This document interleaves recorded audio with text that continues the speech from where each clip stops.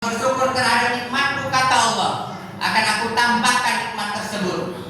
Tetapi apabila kalian ingkar terhadap nikmatku, kata Allah, ya, maka sesungguhnya azabku sangat pedih. Nah, inilah terkadang kita ini, ya, mau, ya, ujian itu hanya kesenangan. Ya, dengan ujian kesenangan itu, ya, bisa mengakibatkan kita itu, ya, tidak berkah. Kenapa? Kita tidak mengharapkan ridha Allah Subhanahu Wa Taala. Nah, makanya kita sering diuji oleh Allah. Kenapa? Orang-orang yang beriman itu diuji oleh Allah. Katanya dalam Al-Quran, ya, orang-orang beriman, kami sudah beriman, asibanas, ya. Kemudian kami sudah beriman, tapi kenapa kami belum diuji oleh Allah? Makanya Allah uji orang-orang beriman itu. Jadi kalau kita diuji oleh Allah, berarti menandakan diri kita itu beriman. Ya, kalau dia tidak beriman, Allah nggak akan uji dia. Ibarat kita itu kalau mau naik tingkatan, ya, misalnya tingkatan kita itu dari SD, SMP, SMA, pelajaran kan beda-beda.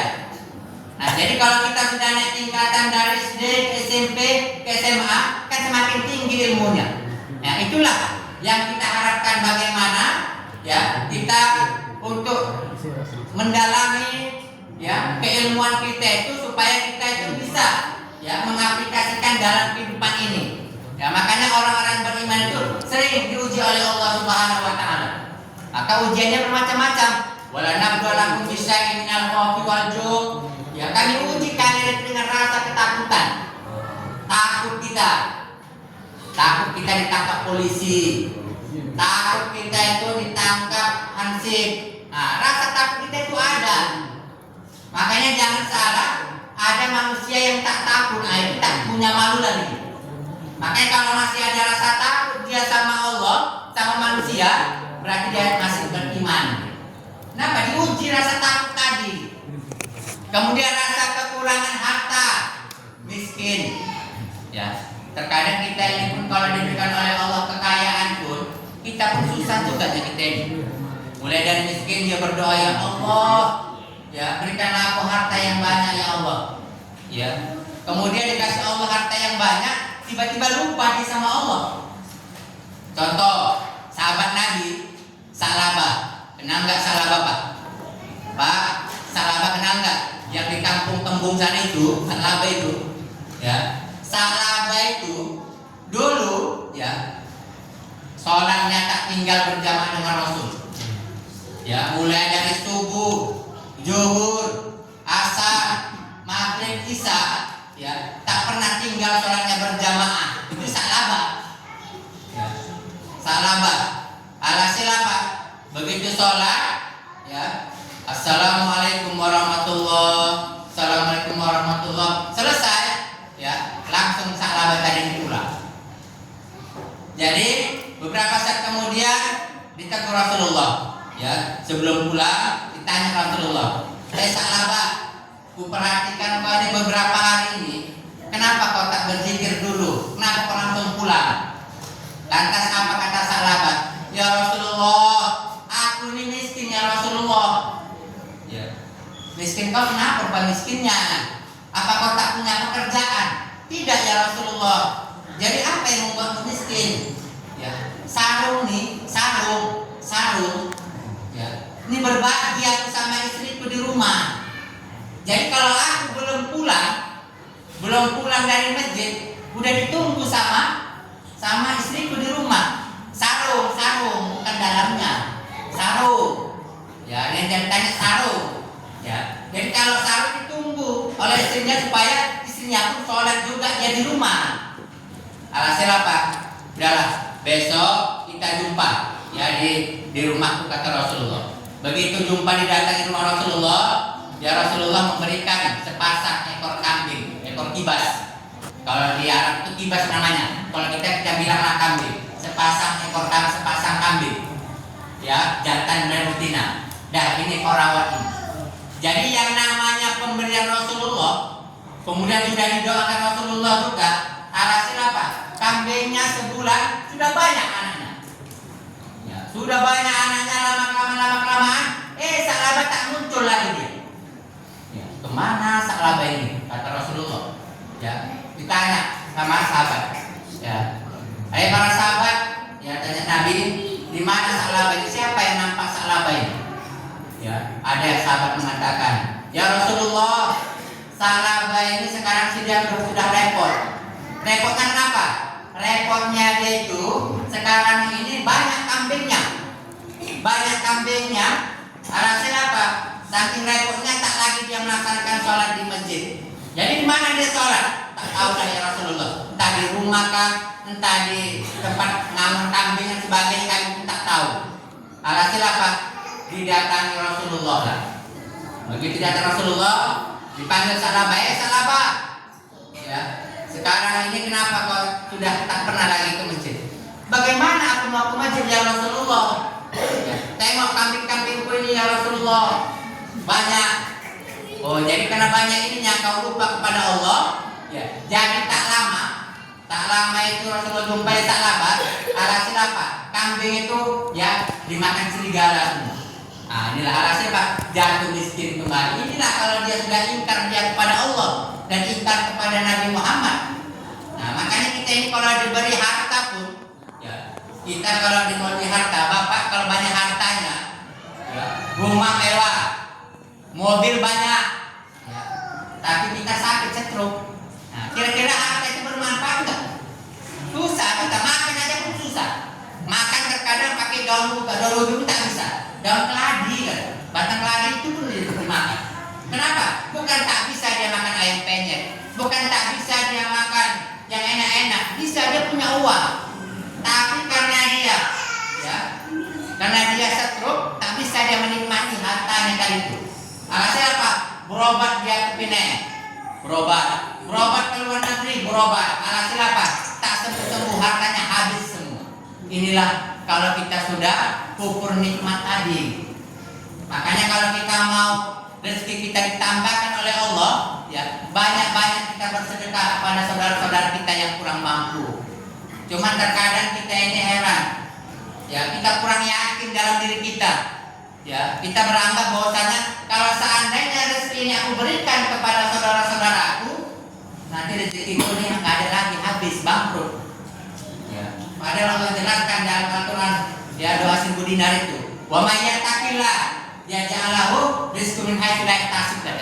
Barang siapa yang bertawakal kepadaku, kata Allah, maka Allah akan datangkan rezekinya tak disangka-sangka dari mana datangnya. Itulah hebatnya tadi.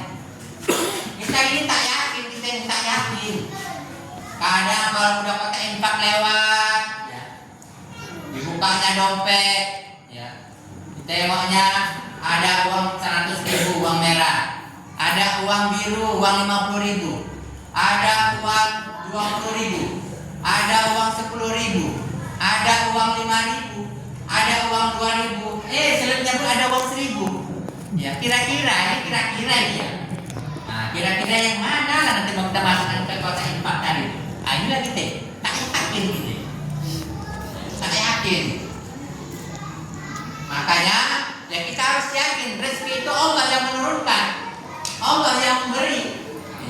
Min haitsu la yahtasib, tak disangka-sangka dari mana datangnya rezeki itu.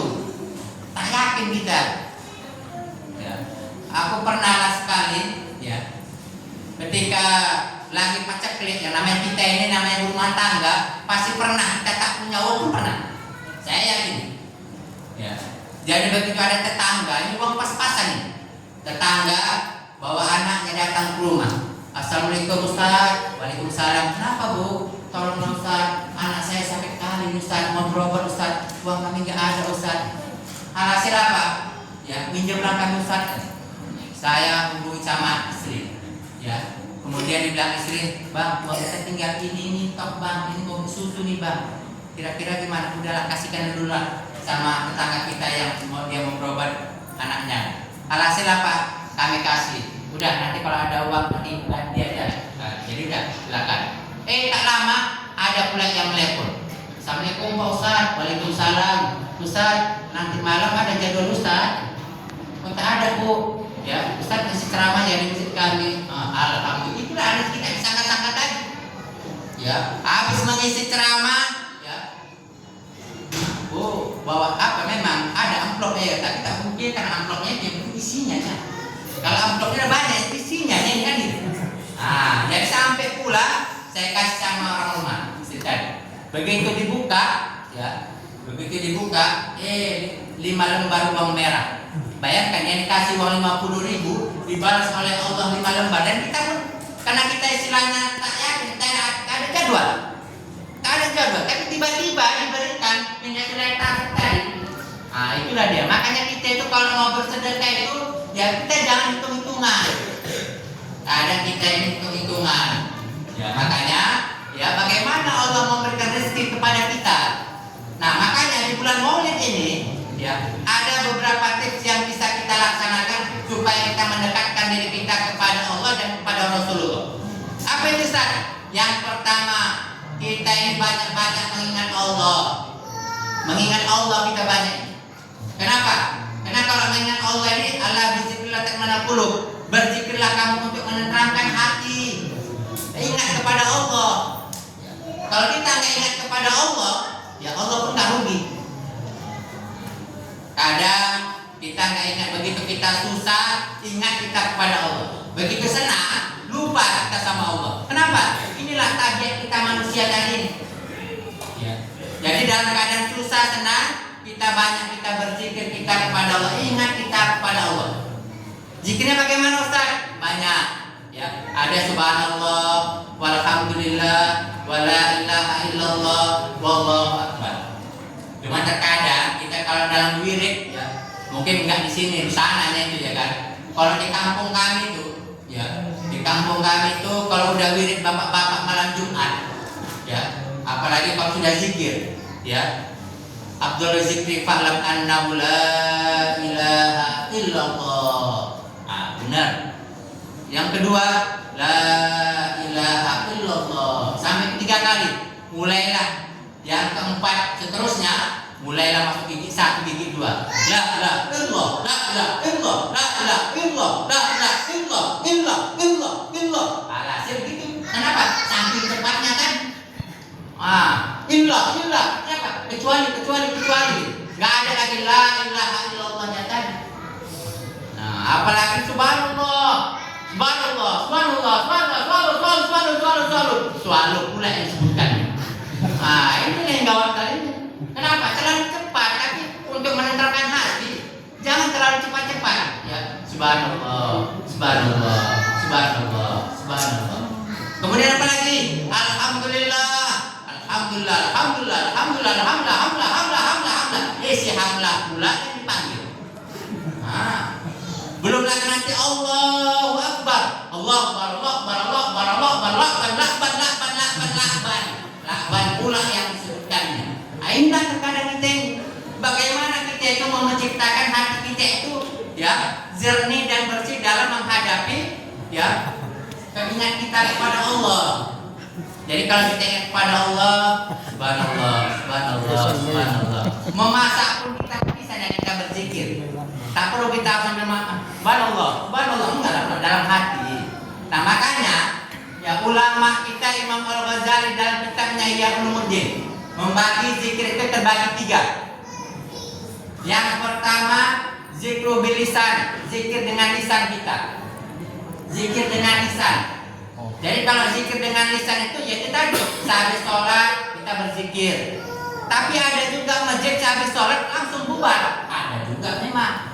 Tapi kita ambil yang positif aja lah. Berzikir kita bersama-sama, berdoa kita bersama-sama. Ya, zikir dengan lisan. Ya. Kemudian yang kedua, zikir dengan qalbi, zikir dengan hati. Bagaimana Ustaz zikir dengan hati? Nah, coba begitu kita masuk ke masjid, kita melaksanakan ya sholat tahiyatul masjid. Habis itu sambil menunggu waktu masuk sholat, ya kita berzikir. Zikir dalam hati ini, ya yang zikir hati, mulut tak bergerak. Tapi bedanya, ini bedanya. Kalau dia udah duduk, kalau dia badannya tegak, ya dia ke kanan ke kiri, zikir, masih bagus, masih berzikir lagi. Tapi kalau udah dia badannya udah mulai membungkuk, goyang ke kiri, goyang ke kanan, berarti dia bukan berzikir lagi. Nah, kenapa? Tertidur. Nah, itu yang membedakannya. Kalau sudah agak lemas badannya, tertidur lagi. Tapi kalau masih tegak pula badannya, berzikir dia walaupun tak mengeluarkan kata-kata. Kenapa? Zikirnya dalam hati. Kemudian yang ketiga, zikru bil jawari, zikir dengan seluruh anggota tubuh kita. Ya, mata kita zikirkan dari pandangan-pandangan yang tak baik. Ya, tapi memang kalau mata ini Bapak Ibu tak bisa pula kita larang pula ya kan. Apalagi kalau kita pergi ke mall, ya, ke mall kadang-kadang tertengok awal lah pula kan tertengok nih. Kalau udah kata tertengok itu kan ya bukan sengaja. Tapi kalau udah tertengok lah pula, apa dia baca alhamdulillah. Tapi jangan tengok kedua kali. Kalau udah nengok kedua kali, ketiga kalinya, hati-hati deh. Ya, kalau masih pertama sekali nengok, alhamdulillah. Ustaz, kalau nggak kita tengok bagaimana Ustaz? Ya, kadang ada yang bilang, halo Ustaz, namanya para bagus Ustaz, jadi tengok dulu Ustaz. Tahu kita. Ya, nah jadi, ya. Zikir bil jawari, zikir dengan seluruh anggota tubuh kita ini. Mata kita zikirkan dari pandangan-pandangan yang tak baik, telinga kita zikirkan ya dari pendengaran-pendengaran yang tidak baik, mulut kita zikirkan ya dari ucapan-ucapan yang tidak baik. Ini kadang-kadang ini ibu pun kono juga nih. Ibu-ibu ini kalau udah wirid, lancip kali mulutnya. Wak menah itu. Kalau dia udah pakai wirid tuh tangannya begini lah semua, gelangnya, cincinnya lengkap semua. Jadi kalau ditanya, Wak Mina mau kemana? Oh aku nak ke sana tuh. Tunjukkan dia pula cincin lah, itu aja. Itulah kita khawatirkan tadi itu. Kadang kalau mama ini wiridnya banyak memang, Senin, ya, Selasa, itu pun setiap hari wirid, ya, pengajian pakainya pun berbeda. Kalau hari Senin pakainya pakai ungu. Kalau hari Selasa pakainya pakai merah hati. Kalau hari Rabu pakai warna coklat. Ya. Kalau hari Kamis pakainya lain sampai nanti hari Minggu. Tapi gitu juga lah. Begitu habis makan, pulang tadi dibilangnya, yang tak saya lah tadi kita tengok sayuran tadi kurang asam garamnya. Ya. Tapi kurang asam garamnya habis juga ya. Itu kan kadang kita ini. Banyak kali kita cekornya. Apalagi udah minum ya kan, ya minum, kemudian ya habis minum itu kan ada pula yang menyiapkan tadi itu kan apa plastik ibarat Columbus, perkumpulan omah-omah pembungkus.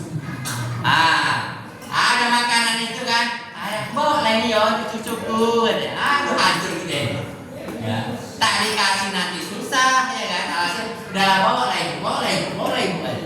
Ini tidak kendala. Nah itu pun diceritainnya pula untuk pulang bilangnya, yang lontongnya tadi pun kurang enak lah, yang kuahnya pun macam-macam basi lah. Tapi habis juga kan. Itulah dia.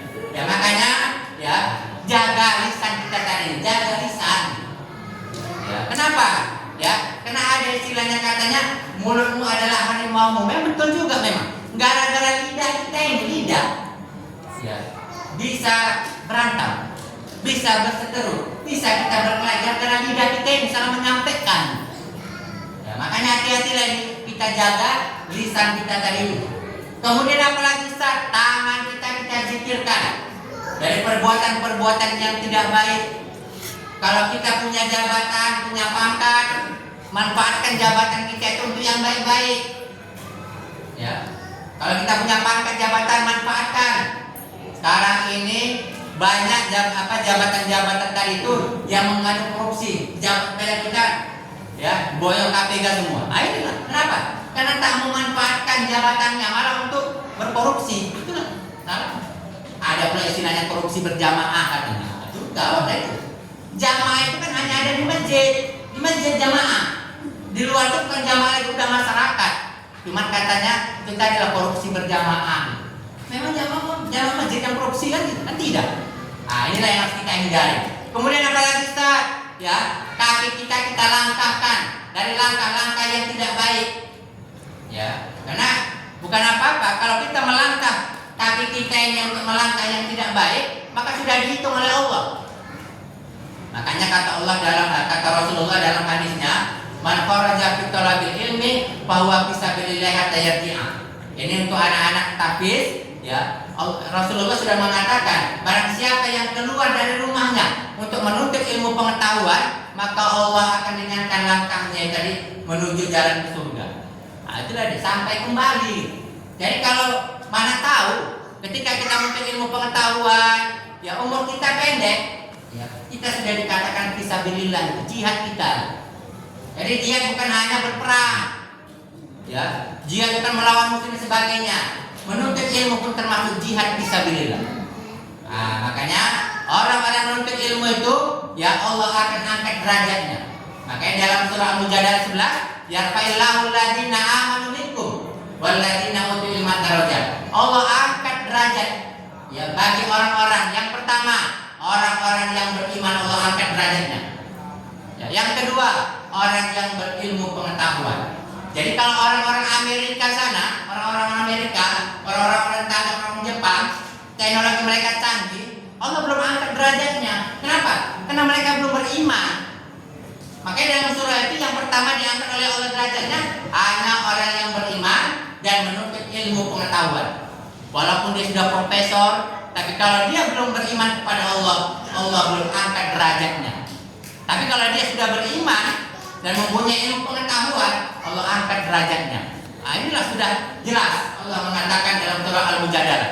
Maka daripada itu, ya apa yang kita laksanakan, apa yang kita kerjakan, kita mengharapkan ridha dari Allah Subhanahu wa Ta'ala. Nah, kemudian apa lagi Ustaz? Ketika Rasulullah lahir, ya, ada beberapa kejadian yang luar biasa. Nah, ini baru masuk intinya ini baru intinya masuk. Tadi hanya sebagai pendahulu aja. Nah, ketika Rasulullah lahir, ada beberapa kejadian yang luar biasa yang tak pernah kejadian di kota Mekah. Apa itu Ustaz? Yang pertama Ustaz, yang pertama, ya, terjadi, ya, Ka'bah itu mau dihancurkan oleh tentara Abraham. Bayangkan, Raja Abraham itu ingin menghancurkan Ka'bah dengan tentara bergajahnya. Itu gajah, 2 ekor raja. Kalau dia mau mendorong yang namanya Ka'bah itu hancur. Tapi dengan kekuasaan Allah, Allah kirim yang namanya burung ababil. Burung ababil ini burung yang Allah ciptakan pada saat itu dipersenjatai oleh serpian-serpian batu kerikil dari api neraka. Bayangkan, begitu mau didorong sama gajah tadi ini, ya, burung ababil itu mengambil batu-batu neraka tadi, serpian neraka, langsung, ya, diangkat melalui panggungnya itu, melalui muncungnya itu. Tapi tak pula ngomongnya muncungnya itu, ada dia kekuasaan Allah tadi. Mungkin kalau burung-burung yang lain, ya, begitu diambilnya burung apa tadi, ya, serpian batu neraka, mungkin akan mati, nyawanya dan sebagainya. Tapi burung ababil itulah yang Allah berikan kelebihan. Begitu diambil, dilemparkan, ya, ke gajah tadi ini, gajah tadi itu mati. Ya, udah mati, hangus, jadi abu. Dan api tadi menyala-nyala, disambar lagi, lemparkan sama gajah-gajah yang lain. Alhasil apa? Raja Abraham ini, ini tak betul ini tentara burung ababil ini, mundur katanya. Nah, itulah kejadian luar biasa. Ketika Rasulullah lahir, terjadilah yang namanya, ya, pemberontakan yang dilakukan oleh Raja Abraham yang ingin menghancurkan yang namanya Ka'bah. Maka turunlah yang namanya ayat Al-Quran. Ya, surah apa dia? Surah Al-Fil. Alam tara kaifa fa'ala rabbuka bi ashabil fil. Itu ini. Nah, ada asbab nuzulnya. Nah, kemudian apa lagi Ustaz? Nah, ketika Rasulullah lahir, itu api yang menyala-nyala di sekeliling Ka'bah itu, ya, yang seperti kalau kita jalan-jalan ke Pekanbaru, itu api itu kan ada, tak redup. Mau hujan apa pun apapun tetap keluar apinya. Nah, seperti itulah dia api. Ketika Rasulullah lahir, redup macam garisnya minyak api tadi, yang sesembahan mereka kan. Nah, itu kan luar biasa. Inilah yang namanya, ya, Nabi yang dilahirkan memiliki kelebihan yang luar biasa. Ini yang harus kita yang jadikan pedoman bagi kita supaya apa? Supaya berarti Nabi yang Allah utus itu bukan main-main. Cinta dia kepada umatnya. Makanya di akhir hidupnya, ketika dia mau menghembuskan nafas, umatku, dia masih bisa memikirkan umatnya. Bagaimana umatku nanti? Kalau kita kan enggak, mata buduna mimban mata buduna mimban. Apa nanti yang kau makan setelah aku nanti mati? Itulah pertanyaan kita kepada umat-umat kita. Kalau seandainya kita ini kan lain pula sama Nabi Muhammad. Kalau Nabi Muhammad sudah jelas, ya, ummati, ummati, ummati. Ya, makanya kita wajar kalau kita cinta kepada Rasulullah. Ya, kenapa? Karena dia menjadikan kita umatnya. Makanya kita setiap tahunnya masih kita melaksanakan peringatan Maulid. Kenapa? Supaya kita ya mengasah, menumbuhkan rasa cinta kita kepada Rasulullah, karena dia sebagai Rasulullah, ya, khatamun nabiyyin, penutup dari nabi-nabi yang lain, dan sebagai kekasih Allah. Apalagi kalau yang sudah berangkat umroh, sudah berangkat haji, pasti tidak luput dari ziarah ke Raudhah. Raudhah itu tempatnya makam Rasulullah. Jadi kalau kita sudah masuk ke sana, ya assalamualaikum ya habibati, assalamualaikum ya Rasulullah. Rasa sedih kita pasti akan muncul secara tiba-tiba keluar air mata kita. Kenapa? Dialah yang sudah memikirkan kita. Ya, kalau seandainya tidak ada Nabi Muhammad, Islam tidak akan sampai pada saat sekarang ini. Makanya dengan adanya Nabi Muhammad mengajarkan ajaran Islam sampai sama kita ini. Ya, makanya tak salah, makanya kalau ulama warasatul anbiya, ulama itu pewaris para nabi. Muliakan ustaz-ustaz yang ada di sini, muliakan ulama-ulama yang ada di sini. Kenapa? Karena mereka pewaris anbiya. Selama masih mengikuti ajaran Islam, cara-cara Islam, ikuti. Tapi kalau sudah menyala, tinggalkan. Banyak sekarang ustaz-ustaz, ulama-ulama kita menyala. Kalau tak sesuai, kita tinggalkan. Yang sesuai masih berjalan di nilai-nilai Islam, ikuti. Banyak sekarang ulama-ulama kita yang buka paham ini, mengatakan, wah ini bid'ah, ini tak pernah dilakukan oleh Rasulullah. Jadi dengan acara Maulid ini menumbuhkan rasa cinta kita kepada Allah Subhanahu wa Ta'ala. Hadirin jamaah yang dirahmati oleh Allah Subhanahu wa Ta'ala, mungkin tausiah yang singkat inilah yang bisa saya sampaikan pada malam hari ini. Mudah-mudahan apa yang disampaikan ini menjadi bukti kita dan rasa cinta kita kepada Allah Subhanahu wa Ta'ala dan kepada Rasulullah sebagai pembawa ya risalah yang diamanahkan oleh Allah kepada Nabi Muhammad untuk disebarkan kepada umat-umat Islam di sekarang ini. Maka daripada itu ya, kita selaku umatnya wajib kita melaksanakan dan mentaati apa-apa yang sudah diamalkan dan sudah diajarkan oleh Rasulullah SAW selaku pedoman dan figur bagi kita untuk selalu kita mentaati dan kita membaca ya kisah-kisah beliau, baik itu dari kisah-kisah riwayatnya, kisah-kisah berjanji dan sebagainya, supaya apa? Supaya menanamkan rasa cinta kepada Rasulullah Shallallahu Alaihi Wasallam. Terima kasih atas segala perhatiannya. Mohon maaf atas segala kekurangan. Usikum wa iyyakum bittaqwallah faqad fazal muttaqun. Wabillahi taufiq wal hidayah. Wassalamualaikum warahmatullahi wabarakatuh.